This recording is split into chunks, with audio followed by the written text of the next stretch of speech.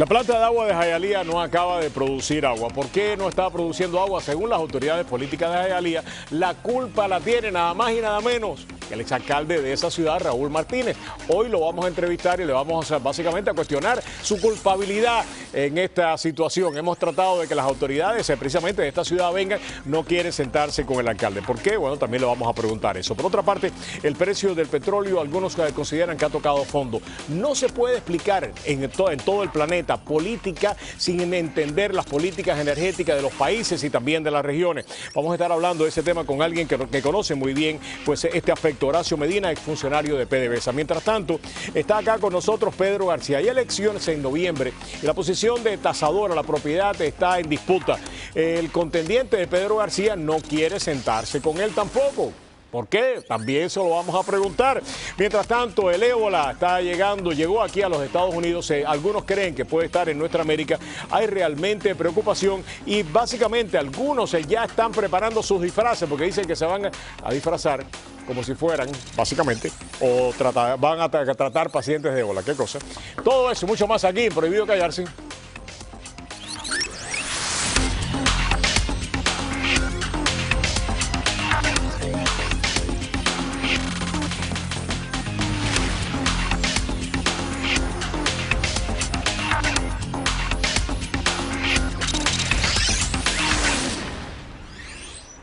Buenas noches, bienvenidos a Prohibido Callarse. Los que siguen mis programas saben que desde hace mucho tiempo vengo diciendo que no hay manera de entender la política internacional y por qué a veces los países actúan de la manera que actúan sin entender las políticas energéticas. Desde el principio del siglo pasado, básicamente el mundo se empezó a conformar en regiones que tenían que ser controladas por potencias coloniales para poder controlar también los recursos energéticos. Esto básicamente continúa siendo de la misma manera. Los precios del petróleo están cayendo y uno se pregunta por qué están cayendo y cómo puede y por qué y cuáles pueden ser las consecuencias. Tenemos para hablar de este tema con nosotros a Horacio Medina, exfuncionario de PDVSA. Horacio, qué bueno tenerte en el programa para entender un tema bien complicado. ¿Por qué están bajando los precios? Sí, buenas noches, Roberto, para ti y para toda la audiencia. Bueno, básicamente hay razones importantes. Durante los últimos años, los precios del crudo estuvieron manejados desde los grandes centros financieros y obedecieron precisamente a una suerte de manipulaciones que se venían haciendo sobre esto. Esta caída de los precios tiene algo muy diferente y es muy interesante analizarla. Tiene que ver con una sobreproducción, con una producción adicional que existe en el mercado, que por diseño ha venido haciéndose así desde hace algunos meses. ¿De dónde salió esta política? Por dos razones fundamentales. Primero, hay una necesidad de conservar mercado de los países del Medio Oriente, los grandes países árabes, Arabia Saudita, Kuwait y los Emiratos Árabes. Esto ya desde el mes de mayo se venía anunciando. Quizás para muchos la caída no era llegar a $80, pero se veía una caída sustancial en los precios del crudo porque había una producción, un suministro adicional a la demanda. Pero tenemos que ver dos cosas importantes. Primero, Rusia, Irán y Venezuela venían vendiendo en el mercado con descuento barriles de crudo y sobre todo a China. Entonces quiere decir que estaban tratando de entrar en un mercado que para los árabes es un mercado natural. Y coparlo. Por supuesto. Entonces, ¿qué hacen los árabes? Comienzan entonces a decir, bueno, entonces si hay que vender con descuento, que bajen los precios del crudo para ver quién puede mantener el mercado en China. Y este es un mensaje muy claro y directo a Rusia, es un mensaje muy claro a Irán y a Venezuela. Y esa es la respuesta que ellos dan cuando se les solicita una reunión extraordinaria para tocar el tema de los precios. Los árabes lo que están diciendo, bueno, acostúmbrense a precios bajos y a volúmenes altos para conservar mercado. Eso es lo que ellos han diseñado, eso es lo que están haciendo y eso es lo que estamos viendo en el momento. ¿Hasta dónde van a bajar los precios? Bueno, quizás más abajo de los $80 por barril no le conviene a grandes intereses. La gente se confunde y habla de los Estados Unidos. Es que los Estados Unidos diseñaron esta política. En los Estados Unidos no hay política estatal. Los Estados Unidos quienes producen son las grandes transnacionales, las mismas que producen, por cierto, en Arabia Saudita, en Kuwait, en Irak y en todos estos países. Entonces, ¿hasta dónde? Hasta que sea el punto de break-even entre lo que ellos están produciendo ahorita en el área de los fracking y eso es un equilibrio que se busca. $80 luce un precio muy razonable. Tal vez haya una estabilización para el año 2015, que es un pronóstico, con un WTI entre 80 y 85 y un Brent, que es el crudo que mide Europa, entre 90 y 95. Pero una noticia también adicional. Si tú revisas los últimos 5 años, la demanda en Europa ha mantenido prácticamente flat. Y eso es una razón fundamental que tiene como consecuencia de que no hay una verdadera recuperación económica. Y en China hay una contracción pequeña, pero hay una contracción. Exactamente. Entonces, esta baja en los precios va a una suerte de respiro en los mercados, una posibilidad de que la economía comience a crecer en Europa y los árabes van a asegurar ese mercado. Y no solamente eso, rectifícame si estoy equivocado. A mi juicio, la política de los saudíes en este momento no es solamente los saudíes, es también los Emiratos Árabes Unidos, etcétera, ¿no? De los países productores de esa región. Es sacar del mercado pues al fracking, no sacarlo, no los que ya están, pero decir, no sigan invirtiendo en fracking en los Estados Unidos, no sigan básicamente creando nuevas zonas de producción, sobre todo en mares profundos, ¿no es así? Bueno, ellos lo que están diciendo es mi conservación de mercado. Yo porque voy a asegurar... por debajo de $80 ni el fracking ni tampoco la extracción en mares profundos es rentable. No, los que ya están produciendo van a continuar. Pensar en invertir en aguas profundas, por ejemplo Brasil, que son aguas de 5.000 metros, todas esas cosas. Yo creo que va a ser muy complicado. El fracking tiene que aguantarlo porque el fracking también por debajo de los $80 no le da resultado. Por debajo de los 75, pero ya un margen de $5 no es un margen atractivo. O sea que esto es una política para decir, nosotros somos los que mandamos en el mundo del petróleo y vamos a seguir mandando y queremos convencer. Yo creo que hay una suerte de recuperación en el orden del mercado de que nosotros también somos importantes a la hora de diseñar política. Venezuela, pasemos a Venezuela en este momento, que es también apasionante lo que está pasando allí en el mundo del petróleo. Bueno, más que apasionante, yo diría que decepcionante, desde el punto de vista de lo que uno puede ver. Obviamente, Petróleos de Venezuela y Venezuela en su conjunto son los más afectados con esta caída de los precios. El nivel de sobrevivencia de esta revolución que existe en Venezuela marca más o menos alrededor de los $110 por barril. Para poder mantener para mantener el status quo donde están. 110, 80 sin duda alguna, $30 por debajo los pone en una situación muy conflictiva. Eso no quiere decir que el país va a quebrar.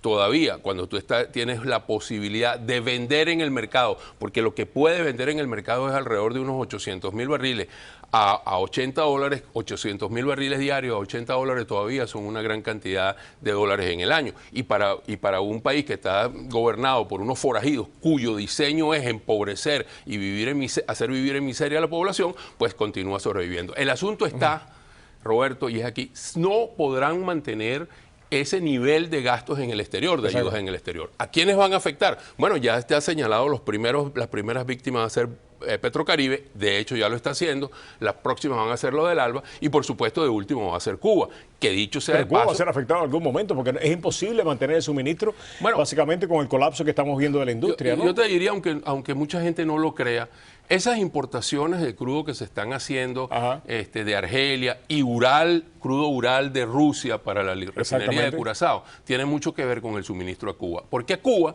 se le suministra el crudo que viene de la mezcla de la faja y tienes que meterle un crudo muy liviano porque en Cuba la refinería de Cienfuegos, primero que nada, no puede refinar otra cosa. Eso es, en términos ciertos, un error garrafal haber invertido en eso. Pero necesita crudo liviano para ser refinado allí, no puede refinar otro tipo de crudo. Y el adicional, que es el que se le envía para que lo comercialicen, es un crudo que tiene que ser comercial, un crudo mediano de 22-23 grados. Cuando la producción de Venezuela de crudos livianos se ha caído dramáticamente y solo tienes crudos pesados, tienes que importar, y no de manera puntual, que es parte del negocio, sino de manera continua, barriles de crudo liviano o nafta pesada, para poder hacer esas mezclas. Entonces, yo creo que la situación se complica, pero están dispuestos, aunque sea una aberración, aunque mucha gente no lo crea, a sacrificar lo que haya que sacrificar, menos el envío a Cuba. Para que ustedes tengan una idea, cada vez que el petróleo baja $1 el barril, eso le cuesta a la economía venezolana $800 millones anuales. Probablemente el déficit de caja producto de esta bajada de los precios del petróleo sea entre 10 y 15 mil millones de dólares que van a tener que salir al mercado internacional a buscar financiamiento para este... Hay un estimado de 20.000 millones para el año que viene. Para el año que viene. Van a tener que salir al mercado internacional donde los bonos van a costarle carísimo al erario venezolano y hay muchos que creen que van a tener que ser degradados los bonos de Venezuela a niveles impagables para el tendrás que sumarle que todavía hay unas cuantas demandas por allí pendientes que van a ser de obligatorio cumplimiento de una eso u todavía otra no manera. No se ha resuelto. Falta la de ConocoPhillips y faltan otras 12 o 14 más que están relacionadas con el área de petróleo que probablemente probablemente ConocoPhillips va a salir en muy poco tiempo y hay una de dos inversionistas importantes de gas de los Estados Unidos que también van a salir. Y eso podrían estar sumando entre 7 y 10 mil millones de dólares. Otra cosa que me parece que es interesantísima en todo este contexto, los chinos le adelantaron al gobierno de Chávez Maduro más de 10 mil millones de dólares para poder básicamente adquirir el petróleo a precio subsidiado. En estos momentos, el gobierno de Maduro no está cumpliendo sus compromisos con los chinos. Cuéntame esto porque esto es bien importante. No solo que no lo estaba cumpliendo al precio alto, ellos debían estar enviando 750 mil barriles diarios y estaban enviando 529 mil barriles, 530 mil barriles diarios. ¿Qué es lo que está sucediendo? Con esta caída tremenda en los precios, entonces el volumen tendría que haber crecido muchísimo más y es absolutamente imposible hacerlo. Porque no están produciendo. Claro, pero es que es imposible. Entonces declaran una suerte de default y le dicen a los chinos, bueno, Taima, voto tierrita, no juego más, vente para acá otra vez y vamos a renegociar esto porque no puedo cumplirlo. Ajá. Tendría que estar enviando por encima del 1.200.000 barriles para poder cumplir. Y eso es absolutamente imposible bajo los niveles de producción. Los crudos ligeros han caído básicamente en un 50% de la producción. Por eso es que están teniendo que traer de los Urales y de Argelia, efectivamente, ¿no? La producción de crudo liviano en Venezuela se ha caído más o menos un 47-48%. ¿En los crudos pesados cuánto ha caído? En los crudos pesados aumentó que es la compensación, que es los crudos de la faja. Pero el gran problema ahora es que si no tienes crudo liviano no puedes producir el crudo de la faja. Estos precios de petróleo, $80, es lo que nos está llevando básicamente el galón de gasolina a 3.15. Algunos creen que puede estar por debajo de los $3 antes de finales de año. Yo creo que deberíamos directa de esto. Sí, a mí me gustaría decir que podríamos estar apuntando a unos $3.10, $3.15. Ese es un precio con $80 el barril. $80 el barril. ¿Se va a mantener estos $80 barril en el tiempo? Probablemente, como te dije, el año que viene estaremos viendo un WTI entre 80 y 85 y un Brent entre 90 y 95. Eso querría decir que podríamos estar viendo a largo plazo. A largo plazo, efectivamente. Eso es un sacrificio en el corto plazo en función de ganar un mercado de largo plazo. Y para que ustedes tengan una idea, los saudis producen el barril de petróleo entre 2 y $4, ¿no es así? Así es. Así que básicamente, para que tengan una idea, o sea, en mares profundos, más o menos $75 es la producción del barril. En fracking, más o menos 75 también el barril, ¿no? Sí, y el precio, acuérdate de esto, el precio siempre lo va a marcar en términos ciertos el crudo marginal, el costo del barril marginal. Y el costo del barril marginal en este momento son el fracking, los extra pesados y la costa afuera. Y una de las cosas que se está hablando ya en este momento, Estados Unidos no puede exportar petróleo, se está hablando de levantar precisamente las restricciones para que Estados Unidos pueda exportar petróleo. Si lo hace, algunos analistas consideran que puede exportar alrededor de 2 a 2 millones y medio de barriles diarios. Y esto nuevamente puede, de alguna manera, sacar del juego a Venezuela, a Rusia y estaría sacando, pero estaría sacando también a muchas compañías norteamericanas que producen del fracking. Por eso digo, esto es apasionante. Muchísimas gracias, Horacio Medina. Regresamos con el hombre que ha paralizado la planta de agua de Hialeah. Su voz, solamente su voz, paralizó la planta de agua de Hialeah. Raúl Martínez. Nada, vamos a ver por qué hizo estas cosas, Raúl. Nada.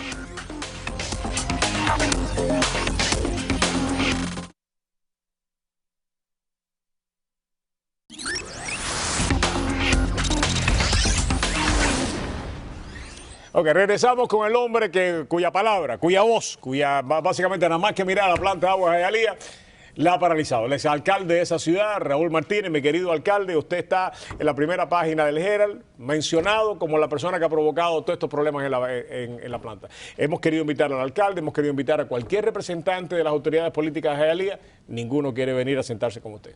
¿Qué pasa? ¿Qué usted ha hecho? Mira, yo tengo que aceptarte que quizás los males que están ocurriendo en la ciudad de Hialeah hoy en día, el crimen, la falta de higiene, no limpian las calles, la privatización de la basura, el problema del agua, sea mi culpa por haberme retirado. Si yo no me llego a retirar, nada de esto estuviera pasando. Ok. Pero básicamente toda esta gente son sus hijos políticos. Sí, pero usted lo creó. Pero hay hijos bastardos. Sí, pero usted lo creó y lo amamantó y lo llevó a la... Básicamente no hay un funcionario electo en estos momentos en Hialeah que no haya pasado, que no haya de alguna manera sido apadrinado por usted. Pero así son los mal agradecidos. Ajá. ¿Qué tú vas a hacer? Yo sigo viviendo, yo sigo... Ok, ahora ¿qué pasó con la planta de agua de Hialeah? La planta de agua es que desde su comienzo la hicieron mal. Ok. Y te voy a explicar. Cuando yo me entero que están con el lío de la planta de agua, yo me aprendí un poco de la cuestión esta. Y uno de los consejos que le di en aquel momento a Julio Robaina es que si iban a hacer la planta de agua, que contrataran con una compañía. Una. y que esa compañía diseñara, construyera y operara esa planta. ¿Qué pasó? Que a ellos no les convenía que fuese. Sus enemigos dicen que usted tenía interés básicamente en tratar de promover una planta de agua en Hialeah, que no fue la que escogieron. No, esto es muy simple. Una de las compañías, la más antigua del mundo, Veolia, me llamaron y con ellos aprendí. Y yo estaba interesado en que fuese así, para que hubiera ¿Usted cabildió por ellos? No. ¿Ganó dinero por ellos? No, yo era consultor de ellos por si esto tenía que ir al público. ¿Le ganó público. dinero? Sí, como no. Yo tenía un salario. Pero aprendí mucho del agua. Cuando yo me doy cuenta lo que quieren hacer, no solamente me retiro de la compañía. ¿Cuando quieren hacer quién? ¿La compañía que usted representaba? No, cuando Julio Robaina quería nombrar una compañía y nombrar a otra que hiciera los pozos y el otro, yo me retiro de la compañía. ¿De la compañía que usted representaba? Veolia. Y fíjate lo que pasa, y esto lo voy a decir por primera vez. Usted le dice, yo no quiero seguirlo representando a ustedes porque esto es un lío. En el 2008. En el 2008. ¿Cuándo es que entregan este contrato a la otra compañía? En el 2009. Escucha, y lo pueden chequear. En el 2009, cuando van a empezar con este proceso, que era un circo, le dicen a la compañía Veolia, el abogado de la ciudad, le dice al abogado de Veolia, que si yo tenía participación en esa compañía. La compañía Veolia le dijo que no, que ya yo hacía un año que no estaba con ellos. Y le Veolia siguió con el proceso sola. No, Veolia dijo sola, ellos iban a hacer una aplicación. Ellos siguieron y usted se retiró. Y yo me retiro. Y ellos le piden una carta a Veolia. ¿Quiénes son ellos? La ciudad de Hialeah. El abogado y Julio Robaina. Le pide una carta a Veolia de que ya yo no estaba participando. Para de esta forma que el alcalde los considerara. Perfecto, ya no estaba en la compañía. Así que los récords públicos en la ciudad tienen que estar porque esa carta es un récord público, no la pueden haber votado. Tiene que estar allí. ¿Qué pasó con esta? Esta planta, cuando la cogen, se la dan a una compañía española, yo lo he dicho varias veces, una compañía que no tiene experiencia, pero es que ellos fuerzan a la compañía a que se tengan que asociar con múltiples grupos. Uno hizo los pozos, el otro iba a hacer las tuberías, el otro va a hacer los filtros, el otro va a hacer el edificio. Yo te traje hace poco, te traje una lista. ¿Por qué lo acusan a ustedes de estar atrás de todas estas cosas? Porque a ellos no les gusta la crítica. A ellos no les gusta que le digan hiciste algo malo. Ellos quieren que todo se aplauda. Entonces, mira, tú tienes ahora que es una falta de respeto al público y una falta de respeto a los periodistas que están entrevistando. Como Carlos Hernández, después de un año de haber inaugurado la planta, ahora se cae del cielo, porque debe haber sido Barney, el cerebro de él, debe haberle dicho, no, vamos a decir que nosotros inauguramos la infraestructura y que después venía la revisión y después venía la distribución. ¿Usted fue a la inauguración? A mí no me invitan a nada aquí, chico. No si los nombres míos lo quitan de ¿Le hubieran dado agua? De pomo. Cuando yo vi aquella cuestión, enseguida a mí me llaman los empleados y me dicen, oye, esa planta no está trabajando, pero ¿cómo no? Si allí tomaron agua. No, alcalde, le dieron agua de pomo. Yo me caí en la boca porque a mí no me interesa. El problema que tiene es que la ciudad no solamente tiene 100 millones y el condado, y los intereses que están pagando por los bonos. Yo no entendí muy bien la parte, me hubiera gustado que alguno de ellos estuviera aquí para poder hablar de estas partes. Vidal, cuando va a la comisión ahora del condado, dice, nosotros no somos los únicos responsables de esto, ustedes aquí condado también son responsables, pero además hace algo que yo no entiendo muy bien. Él dice que hay una responsabilidad fiscal por parte de la compañía la compañía que termina construyendo esta planta, por no haber podido echarla a andar todavía. Pero yo no entendí, o sea, cuándo es que comenzaba pues la responsabilidad fiscal, ni si se iba a hacer o no se iba a hacer. Digo, tendremos que considerar si esto no se arregla en imponerle sanciones a esta compañía. ¿Qué usted sabe de esto que acabo de decir? Primeramente, Armando Vidal sabe que él no le daba la información ninguna al condado. Yo tuve aquí representante del condado que me dijeron lo contrario, me dijeron, Armando Vidal ha estado en todas las reuniones, ha sido tremendamente, o sea, no ha cooperado con nosotros de una manera muy puntual en todo. Yo le pregunté eso mismo que usted me está diciendo a funcionarios del Departamento de Agua y Alcantarillado. Yo te ofrecí venir junto con ellos aquí. Y entonces que me lo digan en la cara para yo decirle, usted está diciendo una cosa que no es correcta o usted está tratando de engañar. Armando Vidal me sorprendió mucho que fuese al condado y tuviera que pararse frente a la comisión. Armando Vidal lo votan de manager de condado y él nunca quiso ir al condado. Yo tenía unos problemas inmensos cada vez que teníamos que hacer algo con el condado porque él no quería participar. Y yo prácticamente lo forzaba a participar. ¿Cuál es la responsabilidad del condado? Vamos a suponer que no haya ido. Ninguna. ¿Por qué ninguna? Él Te voy a dice que hay una responsabilidad No, compartida. no, pero está diciendo mentira. El acuerdo entre la ciudad y el condado es el siguiente. Ustedes pagan el 50%, van a 50% nosotros de socios, y nosotros que tenemos la habilidad de construir, de hacer la subasta y hacerlo todo más rápido que ustedes, nosotros somos los que vamos a dirigir todo. Ese fue el acuerdo que se hizo, porque el condado tenía una experiencia conmigo, que así era como yo fabricaba calles, así era como yo hacía cosas con el condado. La Corte también la hizo de esa manera. La Corte la hice de esa manera, dentro de bajo costo, bajo el tiempo que teníamos que tener, todo completo, y se sorprendieron, porque no lo creían. Entonces, ¿qué pasa? Que ahora Armando está diciéndole al condado, y yo vi un pedacito en la televisión, porque yo no vi el hearing, me hubiera encantado haber estado allí con Zapata, ¿no? Él dice, vamos a tener que hacer algo. Al periodista Enrique Flor le dice, a lo mejor tenemos que cancelar el contrato. Si tú ¿Pero qué quiere decir cancelar el contrato? Déjame, Claro. déjame. Si tú cancelas el contrato, ya tú le pagaste por esa construcción. La pregunta que los periodistas deben de hacer es, ¿dónde está el bono de 20 millones, 30 millones de pesos que tuvo que haber puesto a la planta, la compañía, como garantía que esa planta fuese a funcionar? Claro.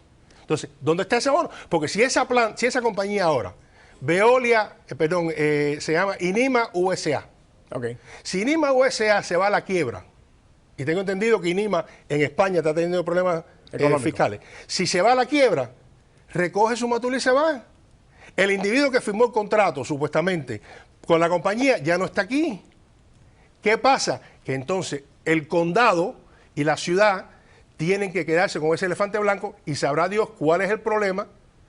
Y a lo mejor entraron en un pozo que está contaminado, porque el haber repartido agua, como dicen ellos que lo hicieron, porque fíjate que una vez te dice que repartieron agua, otra vez dice que estaban limpiando agua, otra vez la estaban tirando en una zanja. Si es verdad que eso tiene bacterias fecales, que lo dijeron ya. Lo dijeron. Ya lo dijeron, no es si la tiene o no la tiene, la tiene. Tú tuviste un doctor aquí y el doctor dijo que eso podía causar Cólera. Cólera. Que es un o sea, entonces, están jugando.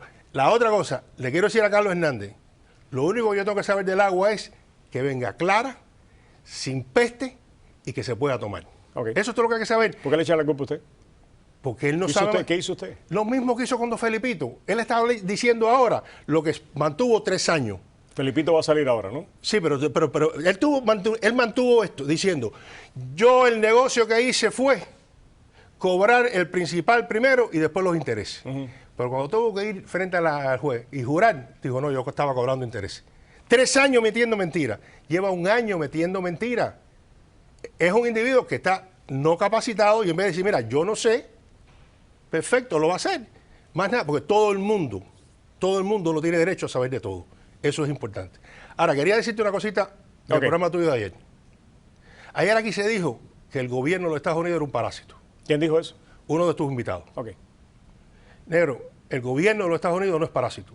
Un gobierno que recibe impuestos, pero después te da seguridad, después te da calle, después te da... Eso no es parásito. Claro. Además, yo creo que básicamente si un país ha logrado, y más allá de los defectos que tenemos nosotros, ¿no? Tener una sociedad bastante justa es este país. Todavía con serios problemas que yo creo que todavía se están agudizando mucho más. Lo he criticado en más de una ocasión, porque creo que el gran pecado de los demócratas en la década de los 60 fue la ingeniería social que trataron de hacer, sobre todo en las comunidades afroamericanas, para tratar de sacarlos de la pobreza, la perpetuaron y crearon guetos. Eso me parece que es el gran pecado de los demócratas. Y el gran pecado de los republicanos en estos momentos, welfare corporativo, que básicamente le ha abierto la puerta grande a los grandes intereses para apoderarse de los presupuestos públicos en beneficio de ellos y en detrimento de la ciudadanía. Y cada 3 semanas vemos que nos quieren pasar un nuevo proyecto de bonos para subsidiar una compañía privada, diciéndonos que las compañías privadas hacen mucho mejor que básicamente... ¿Tienes el ejemplo ahora, Roberto? Y mira, se le mete la mano en el bolsillo y nos están robando el dinero, descaradamente. Pero hay una cosa, ese bono del año 2004, que muchos de ellos no apoyaron porque tenían miedo de ir a la comunidad. En ese bono había dinero para la corte, en ese había dinero para vivienda, en ese había bono para incentivos de negocio. ¿Se quedaron ahí? Están ahí los dineros. No, pero ahora estamos mirando como la famosa torre esa que van a hacer en la ciudad de Miami, que dijeron que no iban a tener que recibir un centavo del gobierno, están pidiendo dinero. Además, lo más lamentable, pero los malos son los gobernantes que se lo dan. Los gobernados también que aceptan ese tipo de cosas. Y digo esto porque yo ayer tuve a Mike Hernández, que siempre le agradezco al alcalde porque le dé la oportunidad de hablar en mis programas. Él no habla, pero le da la oportunidad a Carlos y de todas maneras es algo para agradecer. Y a través de Carlos yo me enteré algo que a mí por lo menos me pareció de que era... Me pareció que era lo más raro del mundo. El alcalde me dijo, el mismo Mike, estuvo negociando con Berkowitz durante meses para eliminar todos los gastos de impacto que iba a tener la construcción de esa cosa que van a erigir ahí. Eso por lo menos nos lo debían haber dicho a nosotros antes de aprobar en el referéndum de que se hiciera. En ningún momento se dijo. Y de que el alcalde negociara básicamente la eliminación o el subsidio de todos esos gastos que cualquier compañía tiene que asumir. Porque cualquier compañía tiene que asumir los gastos de agua, etcétera, etcétera. Absoluto. Toda. De que se le exima, no solamente que se le exima, sino que nosotros seamos lo que le vamos a dar el dinero para hacer eso y que el alcalde estuvo negociando eso. A mi juicio, básicamente eso, debía haberse dicho. Por eso que Racalita Regalado tiene razón. Toda la razón. En decir que voten que no en los bonos de la Corte. Claro. Porque si hay que buscar quiénes son los responsables de darle mantenimiento. Tú no puedes comprar un auto, echarle gasolina y esperar que ese auto te va a llevar. Y básicamente lo que mucha gente está diciendo, no se le dio mantenimiento porque el objetivo final era siempre construir una corte. Gracias, Raúl. Gracias a ti. Si no hay agua de la planta, seguiremos tomando agua. Yo te voy a traer agua de la planta para que vea que tiene el olor ese que decía, el olor que decía Chávez, ¿cómo decía? Yo sé, mercurio, no, azufre. Azufre. Voy a traer agua de botellita mejor, más segura. Ahora regresamos, no se quiere sentar contigo, no se quiere sentar con Pedro, con Pedro García tampoco se quiere sentar, porque no sé. Pedro García está aquí para, como todos ustedes saben, que está aspirando a tasador de la propiedad.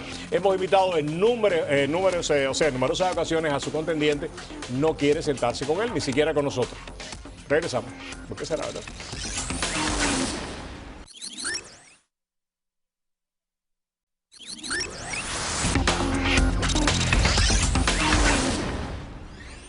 Okay. Una de las cosas buenas que tiene la política, sobre todo en nuestra ciudad, es que uno no termina de asombrarse de algunas de las cosas que dicen nuestros políticos, ¿no? Hoy por la mañana comentaba precisamente en Actualidad Radio 1020, 1040, entre 8 y 9, el programa que hago con María Fernanda y Napoleón, comentaba unas declaraciones que hizo Eddie González. Eddie González, candidato a tasador de la propiedad, y empezó a acusar a su contrario de básicamente pagarle $400,000 a un empleado.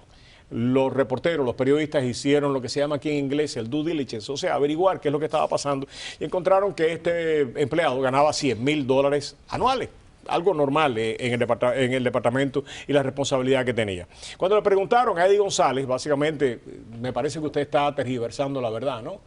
La respuesta de Eddie González fue sí, más o menos, pero de todas maneras la segunda enmienda me protege a mí de decir esas cosas. Pero le dijeron, pero básicamente omitir parte de la verdad es mentir. Y la respuesta de Eddie González fue sí, también la segunda enmienda me protege a mí mi derecho a mentir. Y no he mentido, lo único que he hecho es manipular la verdad.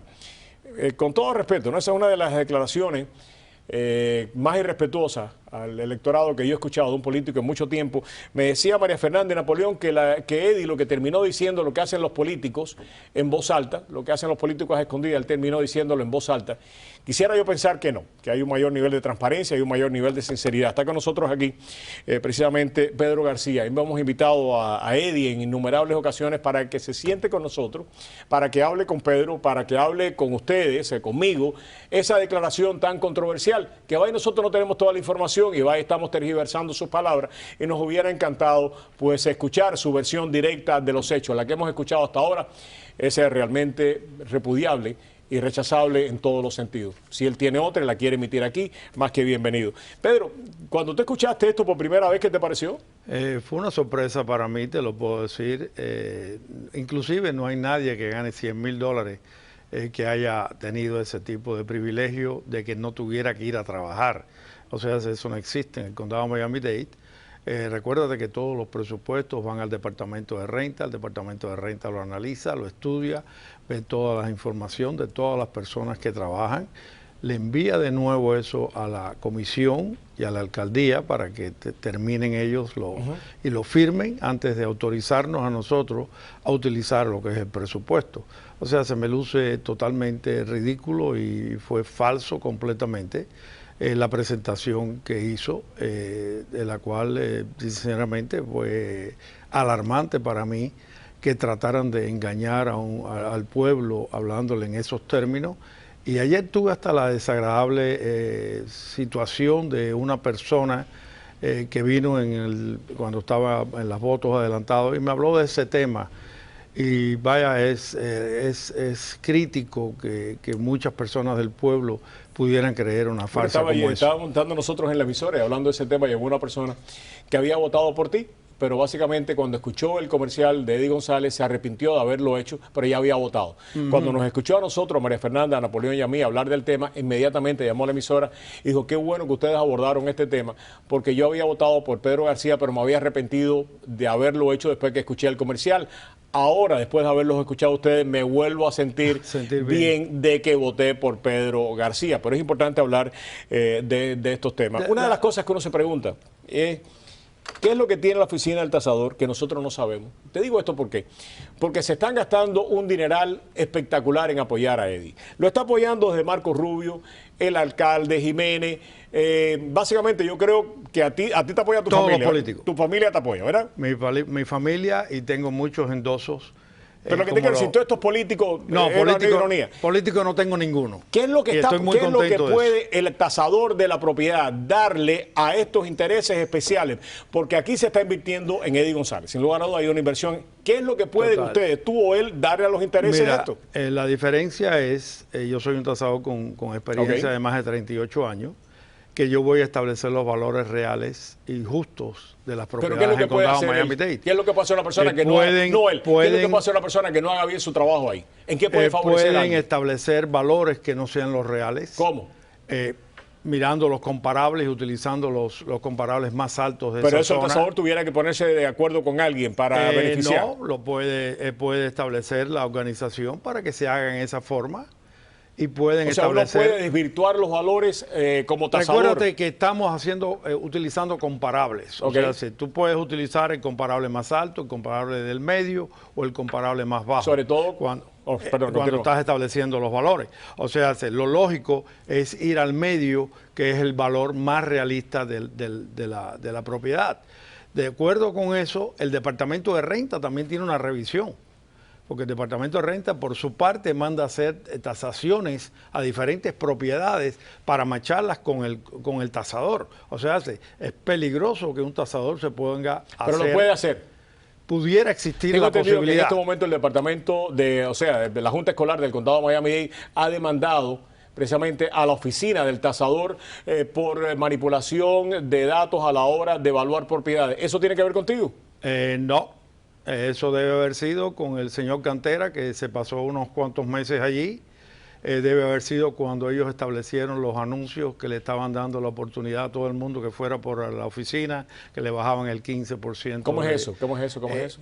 Fue un anuncio que sacaron en la cual, para que usted estuviera contento, pues pase por la oficina, le vamos a revisar su propiedad y usted va a tener la oportunidad de que se le rebaje un 10 o un 15% de su valor.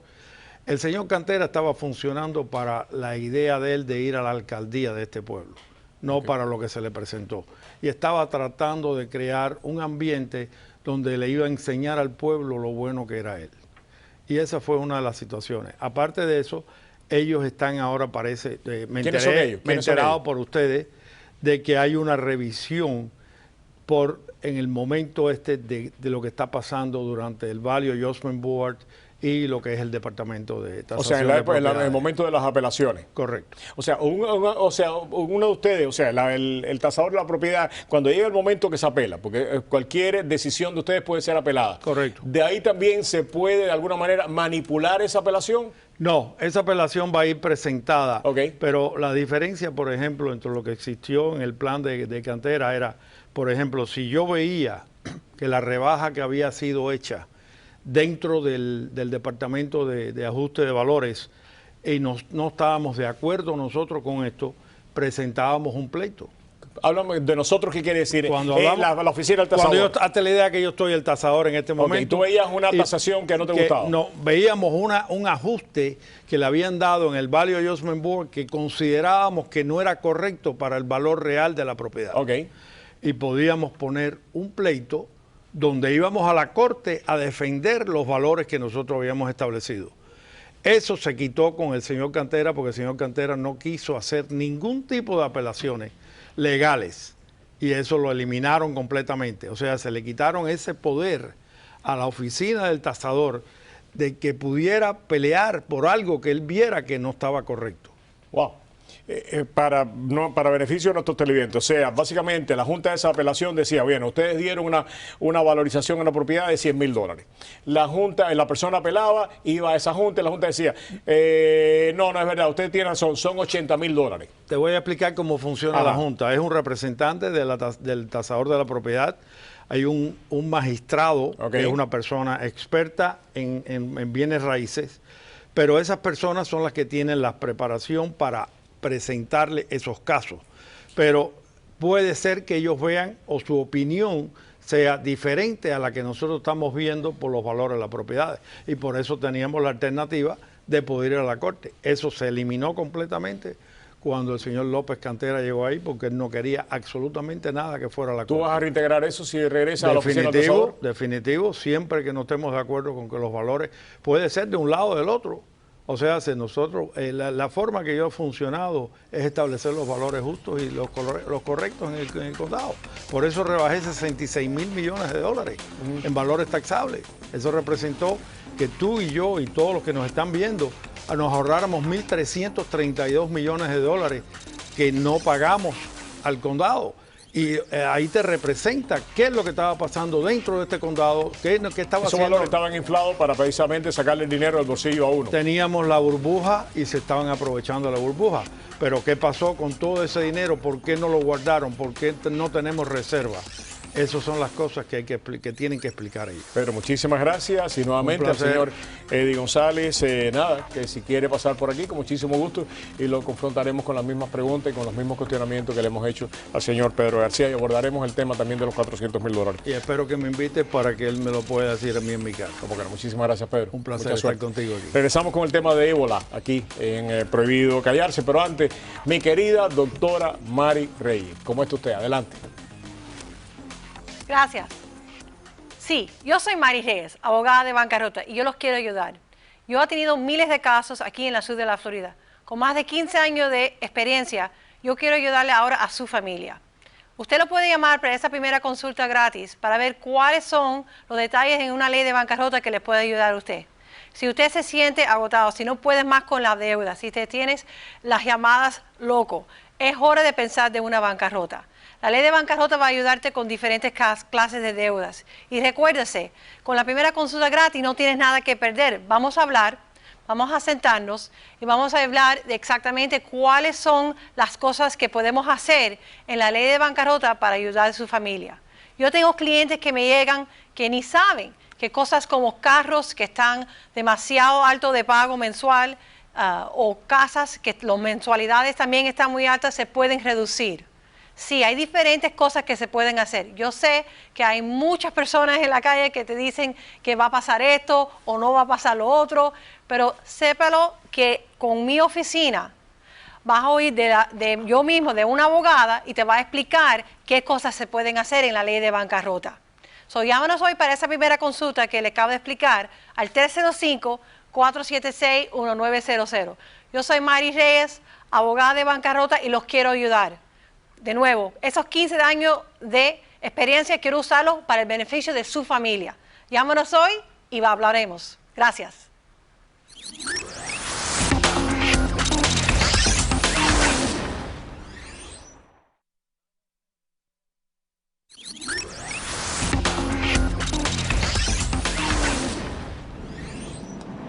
El crucero estadounidense Carnival Magic ha regresado al puerto de Galveston, en Texas, de donde partió hace una semana. A bordo viajaba otro posible caso de ébola, aunque la prueba que se le ha realizado ha dado negativo. La pasajera sospechosa es una trabajadora del laboratorio del hospital de Dallas, donde falleció por ébola el liberiano Thomas Duncan y donde se contagiaron 2 enfermeras. La joven ha estado aislada durante el crucero y algunas zonas del barco han permanecido cerradas. Al pasaje no se le permitió desembarcar en 2 paradas previstas, en Cozumel y en Belice. Ok, regresamos aquí a Prohibido Callarse con este tema que es de obligatoriedad, o sea, digo, el obligatorio cumplimiento casi todos los días, ¿no? Porque todos los días hay informaciones diferentes, estas son buenas, esta señora no estaba contaminada, las personas que estuvieron alrededor del señor Duncan en Dallas tampoco estaban contaminadas, las otras. Está con nosotros el doctor Darcy Ferretta, como habíamos anunciado. Doctor, yo sigo básicamente cuestionándome, y qué bueno, aplaudo que no estén infectados, ¿no? Pero sigo básicamente cuestionándome estas personas que estaban al lado de Duncan en el apartamento, que básicamente las metieron adentro, no las dejaban salir. Estuvieron 6 días encerradas en ese apartamento con policía afuera. Básicamente esas personas tenían contacto con todo lo que, con todos los fluidos que este señor estuvo básicamente sacando durante días. Y no se infectaron. ¿Cómo es esto? Y qué bueno, ¿pero por qué? Bueno, mira, el ébola ha traído, además de toda esta situación dramática de más de 4.000 muertos, más de 10.000 contagiados, pues mucho dramatismo a su alrededor y, o sea, mucha alarma, y es una epidemia bien difícil de manejar, pero hay reportes también, hay bastante información que explican por qué sucede esto, y es el hecho de que el virus es de muy difícil contagio. O sea, hay virus que son mucho más fáciles de contagiar a las personas. Este virus, digamos, en más de 60 minutos al sol, por ejemplo, puede morir. O sea, es un virus que necesita no solo... Usted entiende, doctor, y esto nos pone a nosotros los periodistas en una posición bien difícil, ¿verdad? Porque hay informes contradictorios todos los días, tanto del CDC, que nos ha dicho como 3 o 4 maneras de que el virus se manifiesta, hasta de cómo se tienen que disfrazar para poder enfrentar básicamente los trabajadores de salud para poder enfrentar el virus. Nos dicen que si se queda un pedacito nada más de cuello, la persona se puede infectar, y es más, las enfermeras estas se infectaron, una de ellas, precisamente dejando nada más que un pedacito de cuello al aire libre, ¿no?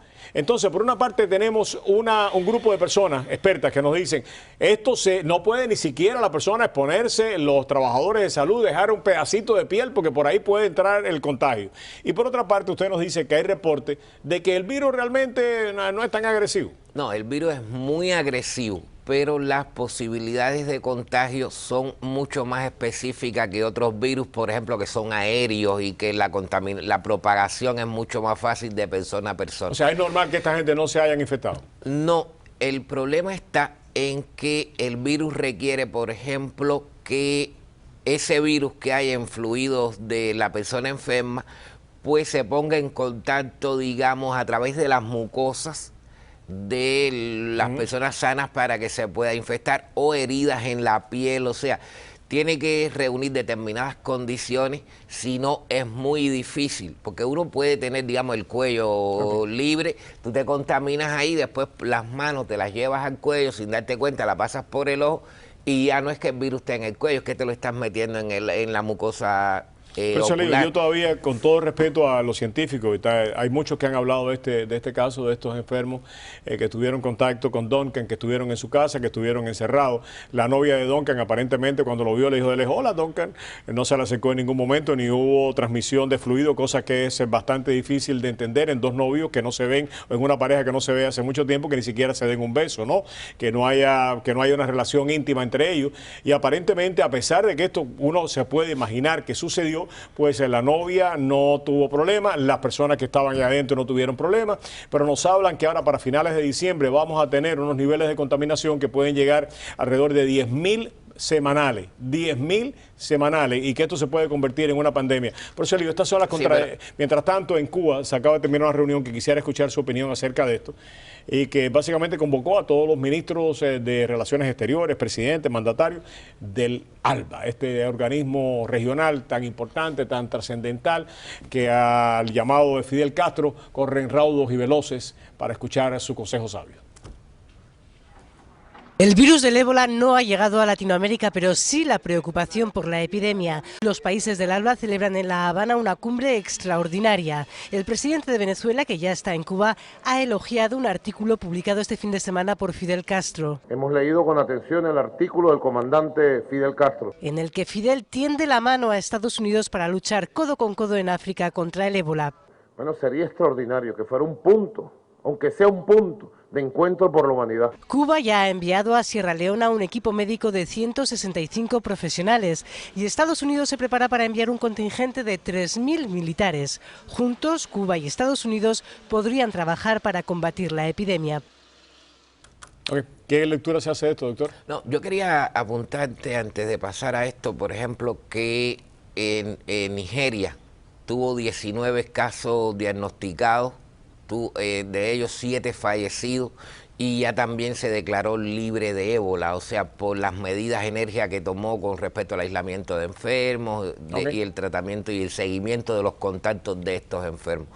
Aquí es la interpretación es un esquema muy simple, o sea, acá esto es rápido, un golpe de efecto político, o sea, están buscando una ganancia política en medio de toda esta situación. La han obtenido, no la están buscando, la han obtenido. Sí, por supuesto, porque generalmente todas estas personas todas estas dictaduras de la izquierda, todo este tipo de regímenes, pues cuentan con el beneplácito de una manera muy fácil de los gobiernos e instituciones democráticas.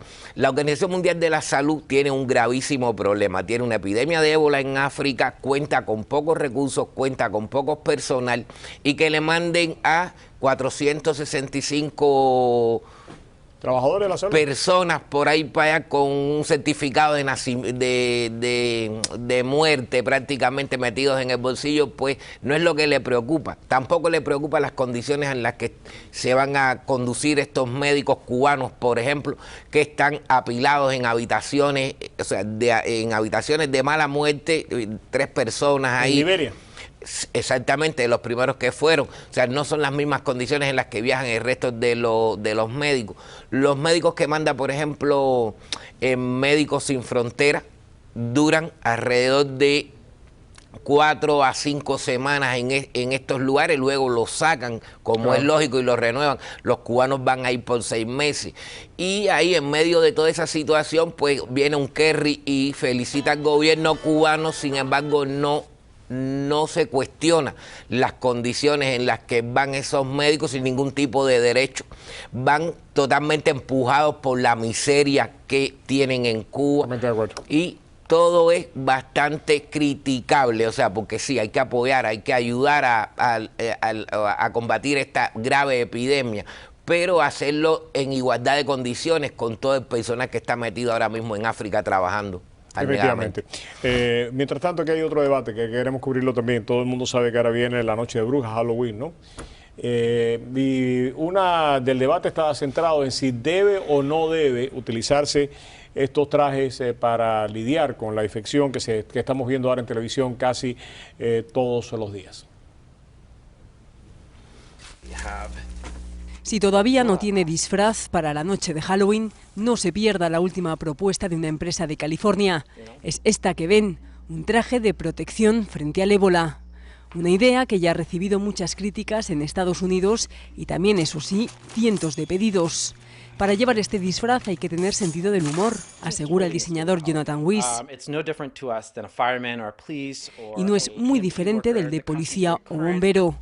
Pero muchos lo censuran por falta de sensibilidad ante una enfermedad que ha causado miles de muertos en África y que en Estados Unidos deja de momento un fallecido y 2 casos de contagiados por el virus. ¿Qué tú crees? Sí, esto para algunas personas, como bien se ven en las reacciones que ha provocado, puede tener un sentido morboso. Claro.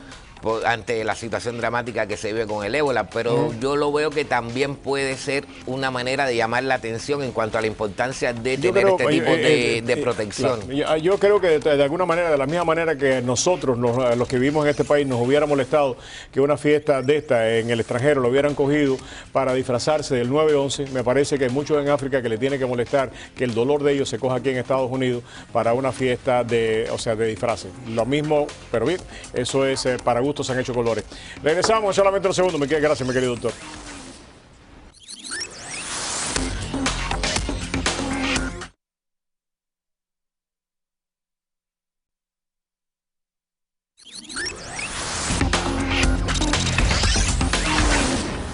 Ok, desde ahora los invito mañana a Actualidad Radio 10:20, 10:40. Vamos a tener un programa especial sobre ébola.